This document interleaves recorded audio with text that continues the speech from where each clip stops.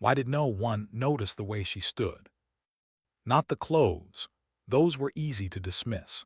The faded denim jacket with frayed cuffs, the jeans worn thin at the knees, the kind of clothes that made people decide who you were before you ever spoke. It was the stillness that should have stopped them. The way she planted her feet, balanced without tension, as if the concrete beneath her belonged to her as much as she belonged to it. The metal gate slammed shut behind her. The sound rang out sharp and final, echoing through the security checkpoint like a punctuation mark no one had asked for. "Jacket off now." Sergeant First Class Silas Briggs didn't bother lowering his voice. Authority, to him, was something you performed loudly. He stood with his arms crossed, broad shoulders filling his uniform, chin lifted just enough to remind everyone watching who was in charge. 12 years in base security had taught him a single lesson. Hesitation invited weakness, and weakness invited problems. The woman didn't move. That pause, barely a second, was enough to irritate him. "I said take it off," he repeated, stepping closer, "or I'll have someone do it for you." Around them the checkpoint slowed. Boots paused mid-stride. Pens hovered above clipboards. A few heads turned, not out of concern, out of curiosity. People loved a spectacle as long as it didn't involve them. She reached up slowly and slid the jacket from her shoulders. Underneath was a gray t-shirt, oversized, old, hanging loosely on a frame that looked almost fragile. Thin arms, slight shoulders, the kind of body that told a story most people thought they already understood. Briggs took the jacket from her hands and tossed it onto the concrete as if it were trash. He began digging through the pockets with deliberate roughness. Nothing. No wallet, no phone, no ID. He straightened, irritation deepening. "Name." "Silence." "I asked you your name." She raised her head. For the first time, she looked directly at him. The eyes didn't match the rest of her. They weren't confused or afraid. They didn't dart around the room searching for help. They locked onto him with unsettling focus, like someone taking measurements, cataloging details, storing them away. Briggs didn't notice. Behind the counter, Specialist Amber Lawson snorted. "Probably homeless," she muttered, loud enough for others to hear. "Norfolk's full of them." She pulled out her phone, already framing the shot. A story for later, a laugh for someone else's timeline. Connor Reed, barely old enough to shave without nicking himself, shifted his weight from foot to foot. Fresh out of training, still learning the unspoken rules. He watched Briggs, then Amber, and made a decision he would regret for a long time. He stepped forward and let his boot catch the woman's ankle. "Oops," he said, fake surprise in his voice. "Sorry." She didn't fall. Didn't even sway. Her balance absorbed the impact as if it were nothing, as if her body had already anticipated the contact. Connor blinked, confused for half a second, then laughed it off and stepped back. Flynn Garrett noticed. He didn't know why at first. Something about the way she had remained upright, like her center of gravity never shifted. Flynn had spent years studying systems, networks, patterns, vulnerabilities. Human behavior was just another system, and this one didn't behave the way it should have. "Run her through again," Briggs barked. "Cross-reference missing persons." Flynn nodded and typed, fingers moving quickly. Female, mid-40s, no distinguishing marks visible, no record, no hits. The woman's gaze drifted. Not randomly. She glanced at the camera in the corner, then the one above the door. Her eyes paused briefly at the space between them, the motion sensor, the vent near the ceiling. Flynn felt a knot form in his stomach. She was mapping the room. Hector Morrison saw it too. 78 years old, Vietnam veteran, legs long gone to time and war. He'd been wheeled into the checkpoint minutes earlier, waiting for clearance to visit an old friend in the hospital wing. He leaned forward now, weathered hands gripping the armrests. He'd seen that look before. Not often, but enough. Inspection room, Briggs ordered. Full search. Two guards moved toward her. Inspection room, she said calmly, not here. Her voice was level, controlled, not defiant, not pleading. Just precise. Connor took a step back without realizing it. Briggs laughed. You think you get to make requests? She said nothing. The inspection room was small. Concrete walls, a table bolted to the floor, a camera in the corner with a red light that should have been blinking. It was. She noticed immediately and positioned herself with her back to the wall, sightline clear to the door. Instinct, not thought. Amber pulled on gloves, snapping them loudly, arms out. The woman complied. The search was rough, purposefully so. Hands that didn't bother hiding their contempt, fingers digging where they didn't need to, treating a body like an object. What's this? Amber asked, fingers catching on something beneath the shirt. She yanked. A thin silver chain slid free. A worn metal pendant hung at the end, edges smooth from years of contact. Amber squinted at it. Looks like something from a cereal box. The woman's eyes followed the pendant, but her face didn't change. It's a challenge coin. The voice came from the doorway. Master Chief Caleb Porter stepped inside, quiet authority filling the room without effort. He took the coin, turning it slowly in his fingers. The markings were faded but not erased. Something flickered in his eyes. Where did you get this? He asked her. She didn't answer. Briggs bristled. This is a security matter, Master Chief. Porter held the coin a moment longer, then set it on the table. Just making sure protocol followed. As he left, he pulled out his tablet. Flynn's heart was pounding now. Briggs stepped closer to the woman, crowding her space. You know what I think? I think you're casing this place. She tilted her head slightly. Check your camera, she said, upper left corner. Flynn pulled up the diagnostics. His face drained of color. She's right, he whispered. Camera been offline for 6 hours. Motion sensor delay 3 seconds. Vents unsecured. The room went silent. Briggs stared at her. How do you know that? She glanced at the clock. 14 minutes since she'd arrived. The door opened. Lieutenant Commander Fiona Drake stepped in, eyes already impatient. She took one look at the woman and sighed. This is the problem.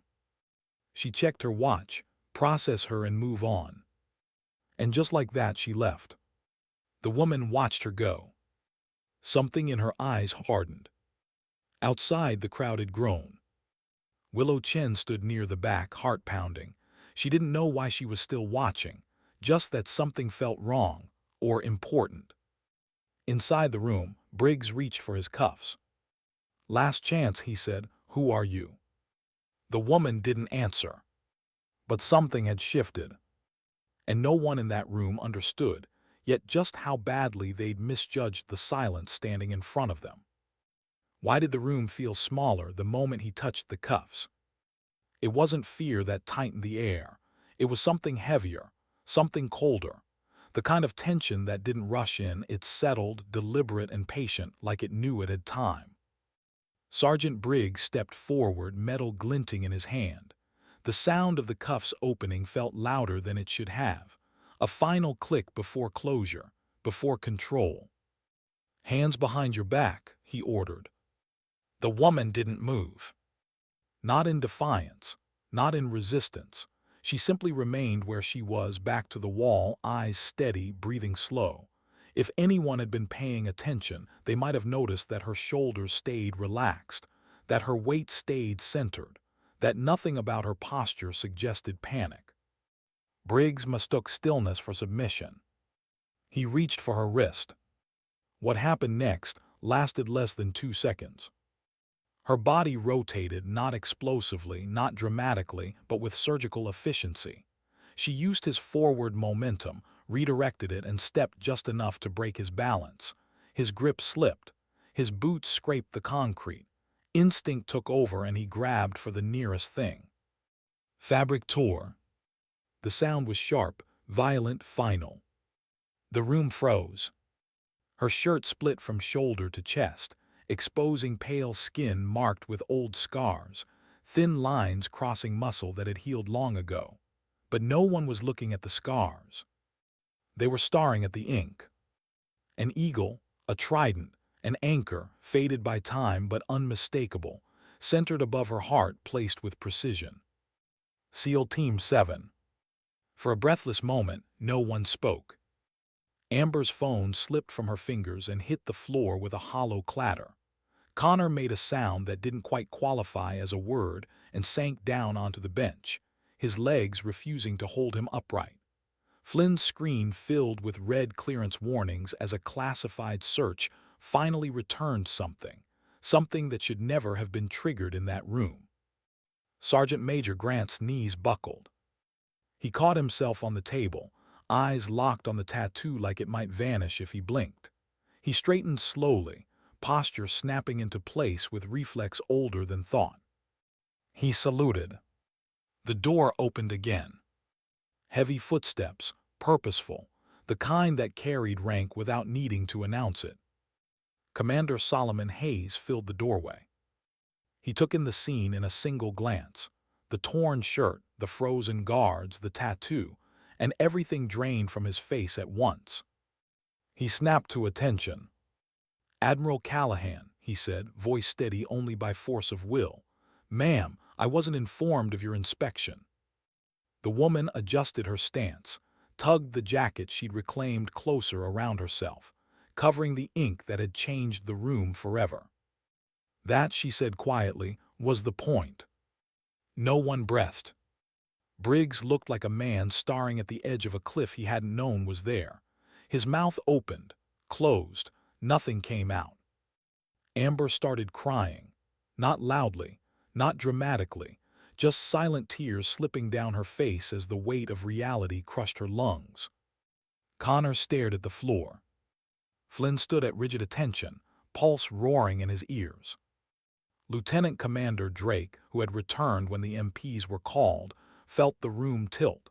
15 years of service, 15 years of careful steps, and it all came down to a single assumption she'd made in under 10 seconds. "Rear Admiral," she whispered. "Lower half," Callahan corrected evenly. "Deputy Commander, Naval Special Warfare." She scanned the room slowly, letting it settle, letting it sink. "I was detained for 32 minutes, she continued. "In that time I was verbally abused, physically mishandled, threatened with incarceration, ordered to submit to a strip search in a public security area." Her gaze stopped on Briggs. "My clothing was damaged," she said, lifting the torn edge of fabric. "My dignity was treated as optional." She turned to Hayes. "And not once did anyone verify my identity through proper escalation channels." The silence was absolute. Outside the inspection room, the crowd had gone completely still. No phones were raised. No one whispered. Instinct told them this wasn't something to be filmed. This was something that would follow them forever. Willow Chen stood frozen near the back, her hand halfway to her pocket. She lowered it slowly. Hector Morrison rolled his chair forward just enough to see through the glass. He nodded once. Commander Hayes swallowed hard. "Admiral, I." "Save it," Callahan said softly. The word cut deeper than a shout ever could. "This was a black assessment," she continued. "An unannounced inspection authorized at the highest level. Your security procedures failed. Your personnel failed. Your culture failed." Failure. The word didn't echo, it settled. "I want a full report by 1700 hours tomorrow," she said. "Personnel files, training records, incident logs, everything."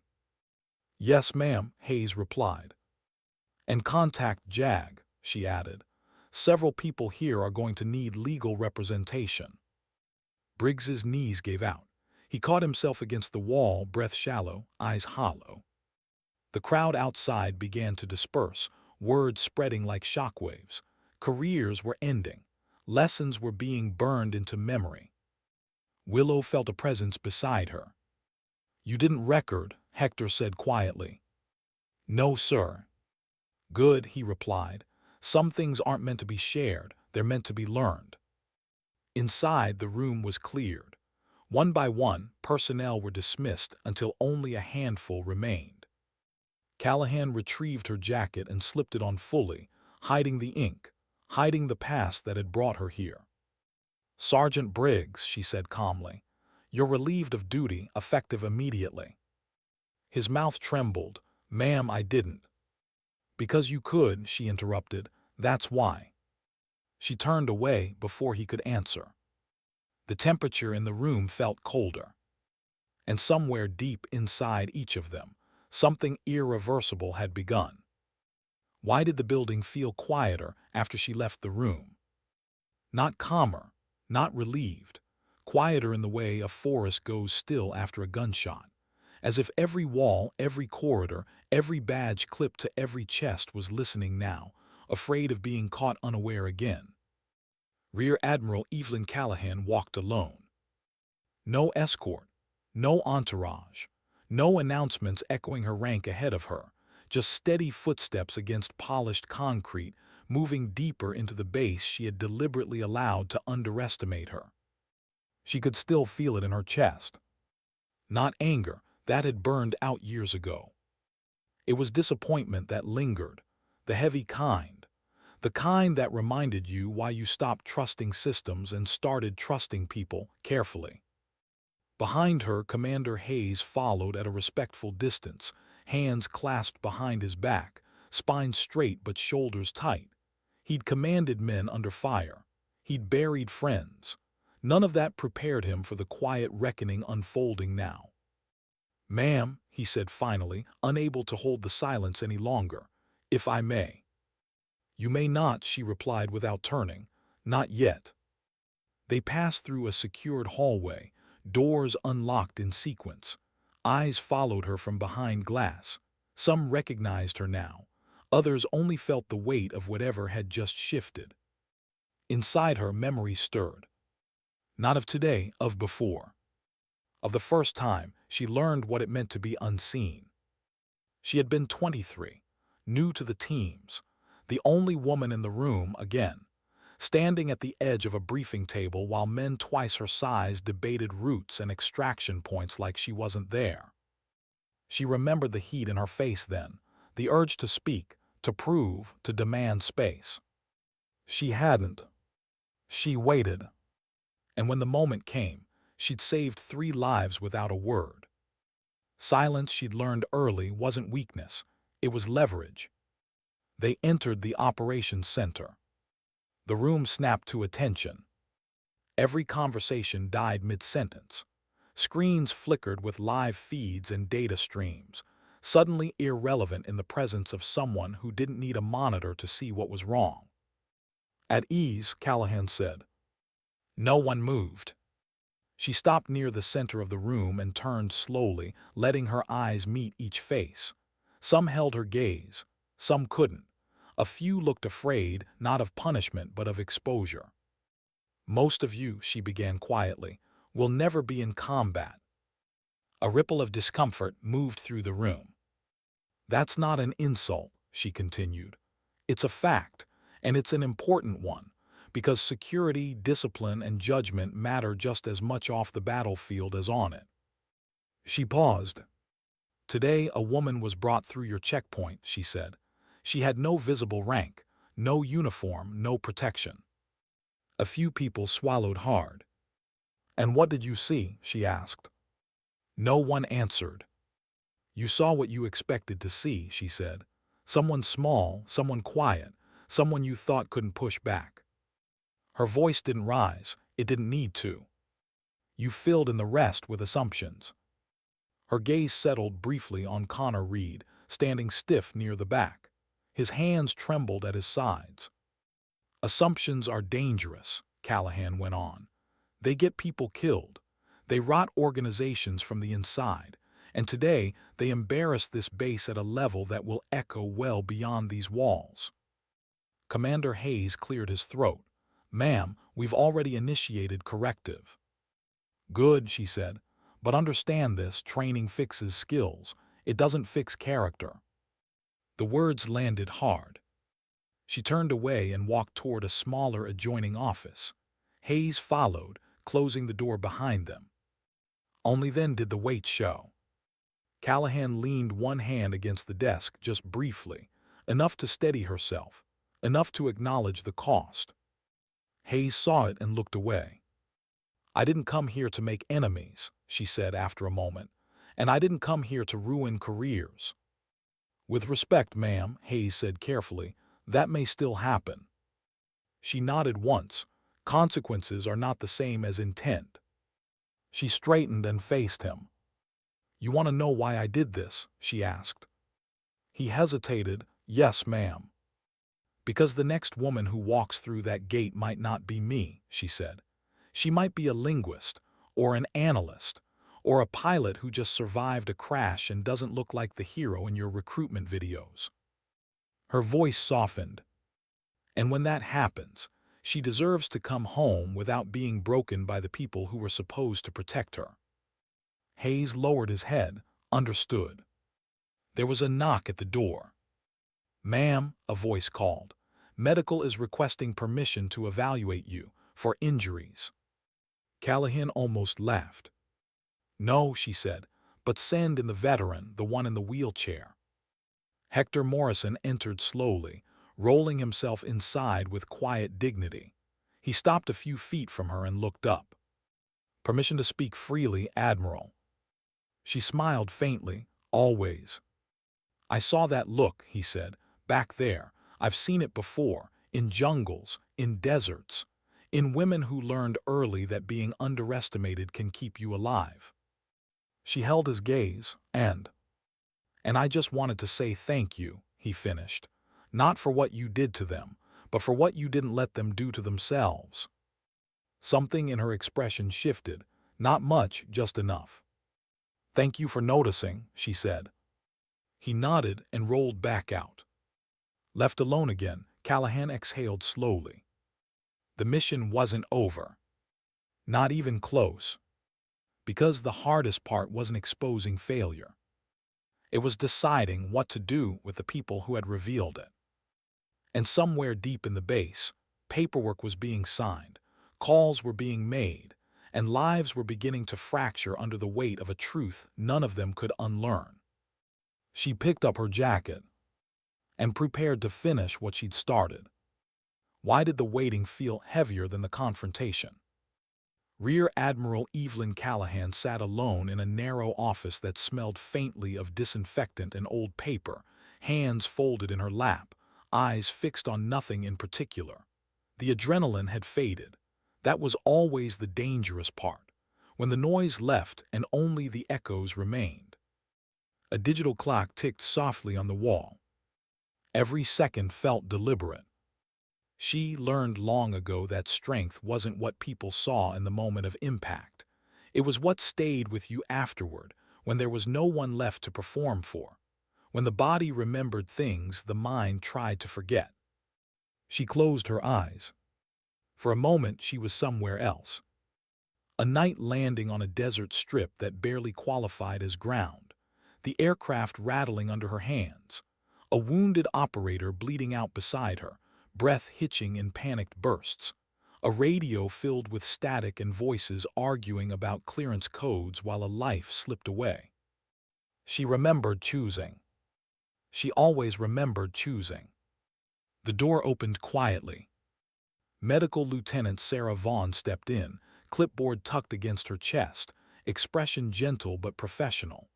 Ma'am, I know you declined earlier, but protocol requires at least a basic evaluation. Callahan opened her eyes and nodded once. 5 minutes. Vaughn checked her pulse, her blood pressure, the small abrasions on her wrists where metal had almost closed. She didn't comment on the old scars. Professionals never did. You're cleared, Vaughn said finally, physically. Callahan almost smiled. After Vaughn left, the clock seemed louder. She stood and crossed to the window. From here, she could see the outer fence.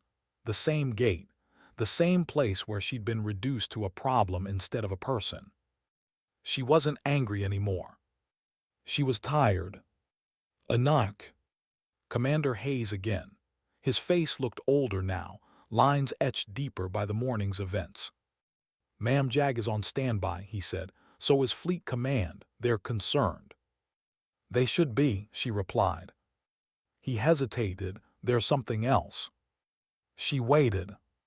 "Sergeant Briggs requested to speak with you." That surprised her. Not because he'd asked, but because of how long it had taken.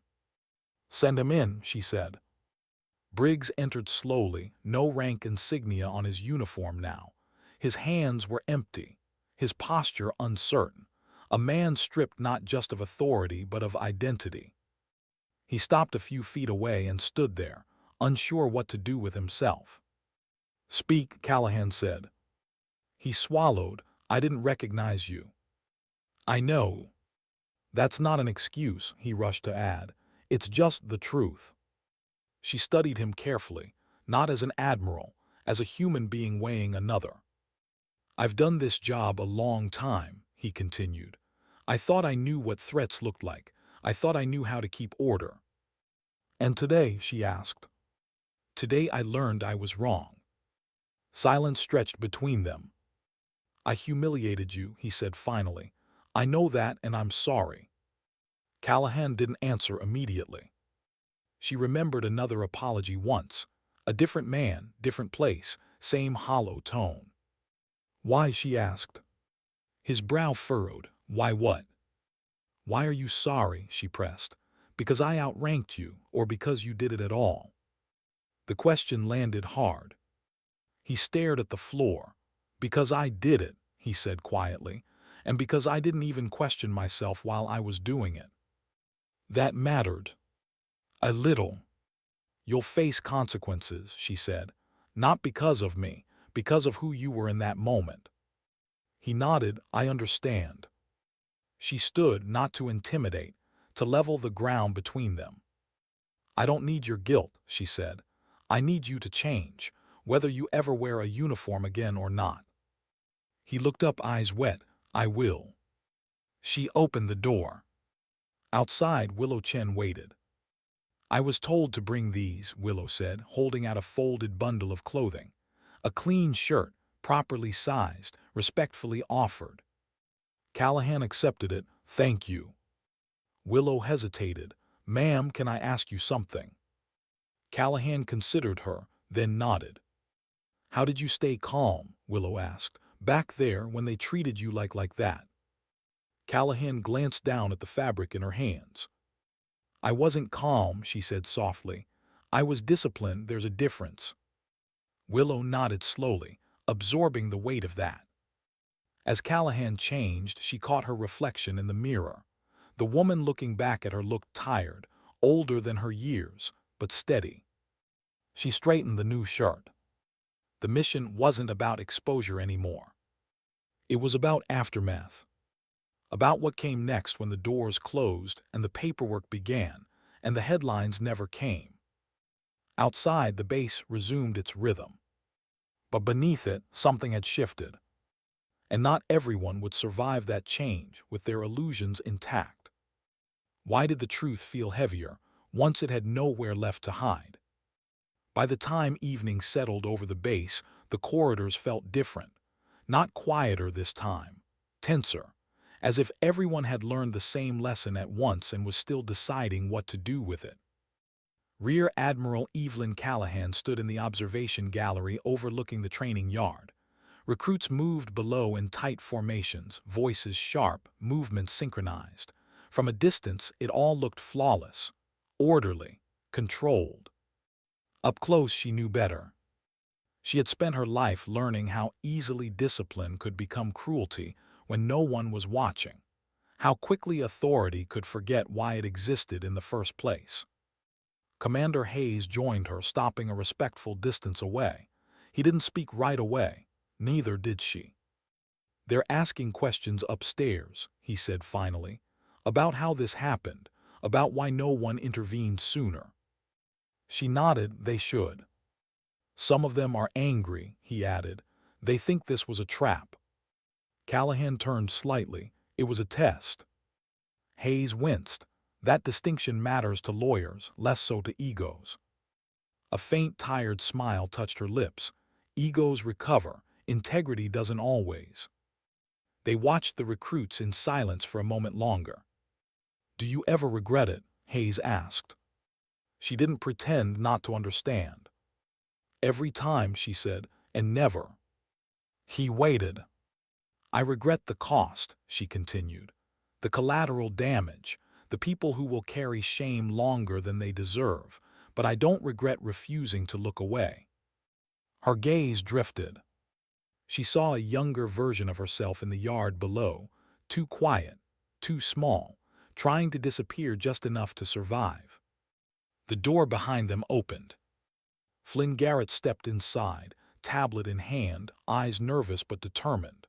"Ma'am, the preliminary data is ready." "Show me." He handed her the tablet. Logs, time-stamps, camera feeds, reports written with careful language and fragile honesty. She scrolled slowly. Connor Reed's name appeared again and again, not as an aggressor, as a witness who had failed to act. She stopped on it. "Where is he?" she asked. "Waiting outside," Flynn replied. "He asked to speak with you." "Send him in." Connor entered stiffly, cheeks flushed, hands clenched at his sides. He looked like a kid standing in front of a principal, except the stakes felt higher, permanent. "Sir, ma'am," he corrected himself quickly. "I'm sorry, I should have stepped in."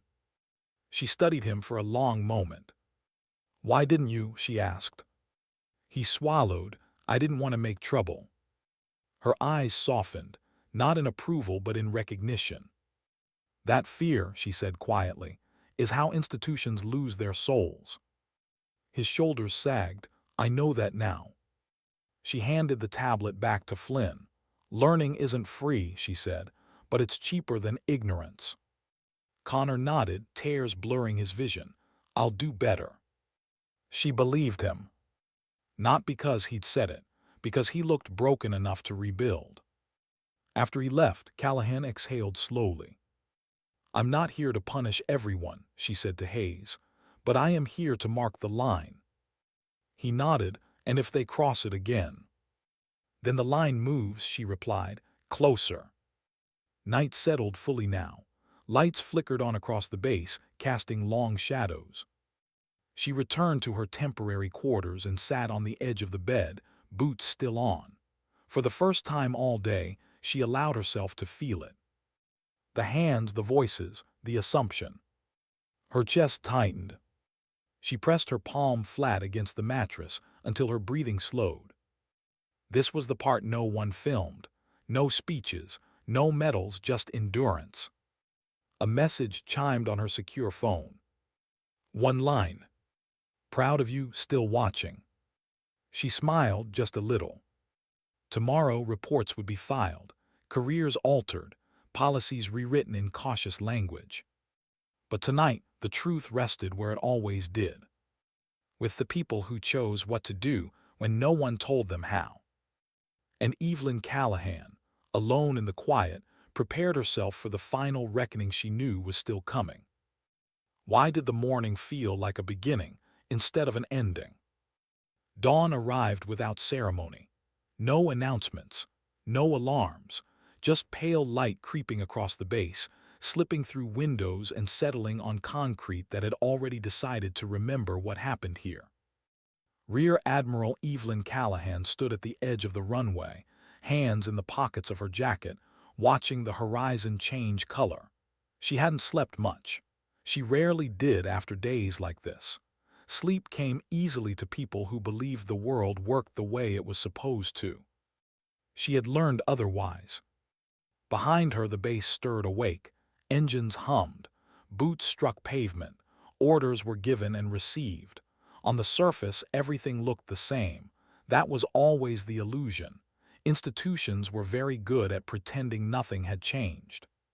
But people weren't. She felt it as she walked back through the corridors.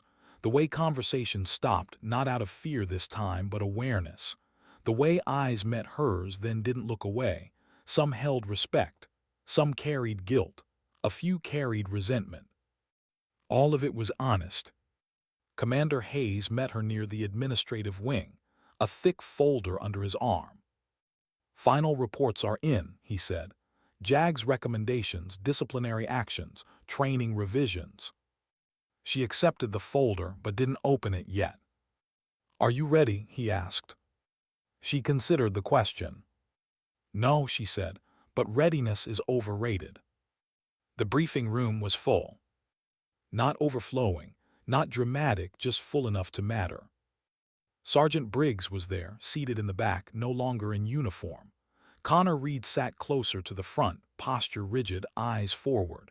Amber Lawson wasn't present, administrative leave pending review. Flynn Garrett stood near the wall, tablet tucked against his chest. Willow Chen sat quietly, hands folded, absorbing everything.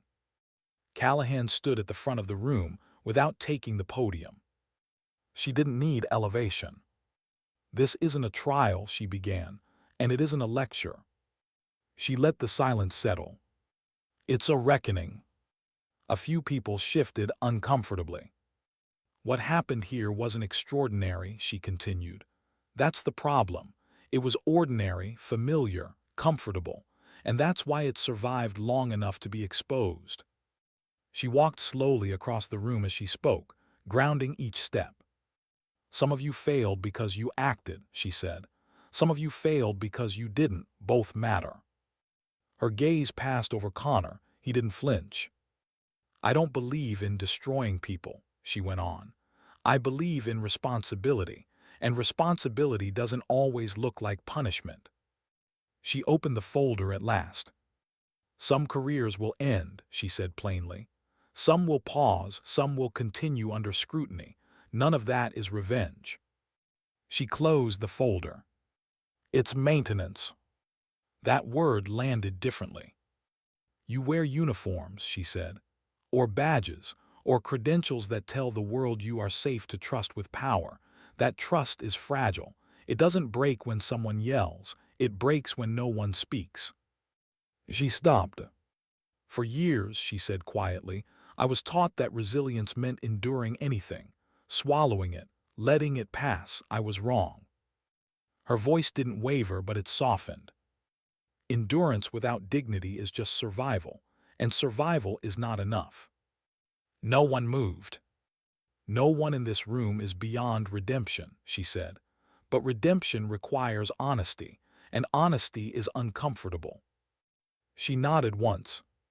"Dismissed." They rose slowly, some with relief, some with dread, some with something like resolve. Connor lingered. "Ma'am," he said, voice steady now, "thank you for not writing me off." She studied him. "Don't thank me," she replied, "prove me right." He nodded and left. Hector Morrison waited for her outside, sunlight catching the silver in his hair. "Looks like you shook the tree," he said. "Let's hope something better grows," she replied. He smiled. "You know, a long time ago I thought courage was loud." "And now?" she asked. "Now I think it's precise." She liked that. The transport was ready, engines idling, no fanfare. As she climbed the steps, she paused and looked back once more at the base, at the gate, at the place where dignity had been tested and found wanting, and then slowly reclaimed. She didn't wave. She didn't need to. The aircraft lifted smoothly, carrying her away as the ground receded beneath her. From above, everything looked smaller, simpler, less personal. But she knew better.